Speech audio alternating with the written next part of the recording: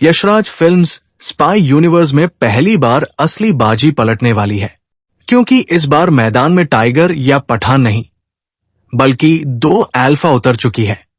दोस्तों, अल्फा का ट्रेलर आ चुका है और सच बोलूं तो ये ट्रेलर देखने के बाद एक बात साफ है, यशराज फिल्म्स अब अपने स्पाई यूनिवर्स को सिर्फ बड़ा नहीं बल्कि अलग डायरेक्शन में ले जाने की कोशिश कर रहा है।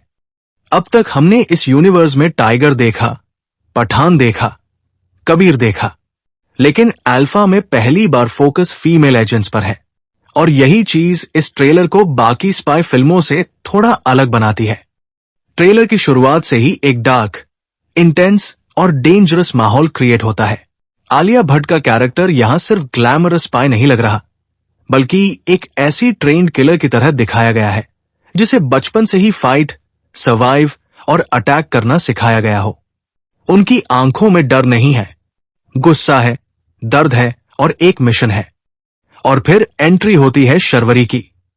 ट्रेलर में शर्वरी सिर्फ सपोर्टिंग फेस नहीं लगती, बल्कि एक्शन में बराबर की पार्टनर दिखाई देती है।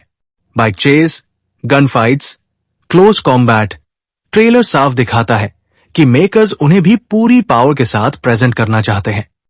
लेकिन असली मजा आता है बॉबी देओल को देखकर।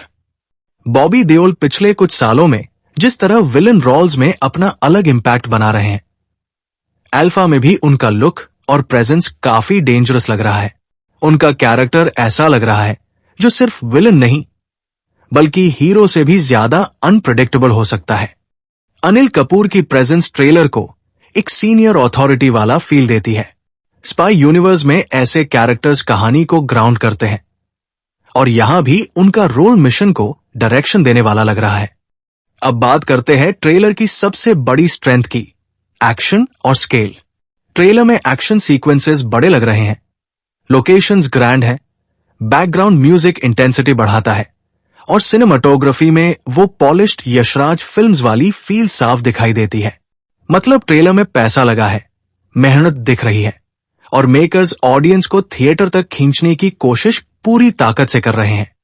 लेकिन दोस्तों, यहां एक सवाल भी उठता है, क्या अल्फा सिर्फ एक्शन के दम पर चलेगी या कहानी भी उतनी ही स्ट्रांग होगी? क्योंकि यशराज फिल्म्स स्पाई यूनिवर्स की कुछ फिल्मों में स्केल तो बहुत बड़ा था, लेकिन स्टोरी प्रेडिक्टेबल लगने लगी थी। अल्फा को सच में अलग बनना है तो इसे सिर्फ गन्स, बाइक्स और एक्सप्लोजन से आगे जाना पड़ेगा। ट्रेलर देखकर ऐसा लगता है कि फिल्म में इमोशनल बैक स्टोरी भी होगी। आलिया का कैरेक्टर शायद किसी ट्रॉमा, बिट्रेल या सीक्रेट मिशन से जुड़ा हो सकता है, और अगर मेकर्स ने इस इमोशनल एंगल को सही से पकड़ा तो अल्फा सिर्फ एक्शन फिल्म नहीं, बल्कि एक solid character driven spy thriller बन सकती है। सबसे इंटरेस्टिंग बात यह है कि यह फिल्म फीमेल है। बॉलीवुड में बड़े स्केल पर फीमेल एक्शन फिल्म्स कम बनती है, इसलिए अल्फा के पास मौका है कुछ नया करने का। अगर आलिया और शर्वरी की केमिस्ट्री, बॉबी देओल का विलन आर्क और स्टोरी का सस्पेंस सही बैठ गया तो ये film Yashraj films spy universe के लिए एक फ्रेश कमबैक साबित हो सकती है। लेकिन अगर कहानी वही पुरानी निकली, रोग एजेंट, सीक्रेट मिशन, बिट्रेल और लास्ट मिनट कैमियो, तो फिर ट्रेलर जितना एक्साइटिंग है, फिल्म उतनी यादगार नहीं बन पाएगी।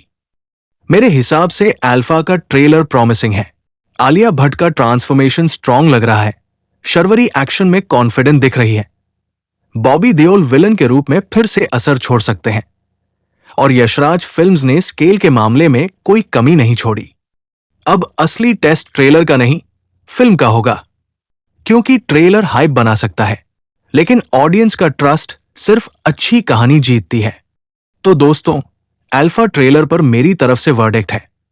ट्रेलर दमदार है, कॉन्सेप्ट फ्रेश है, लेकिन फाइनल गेम स्टोरी के हाथ में है।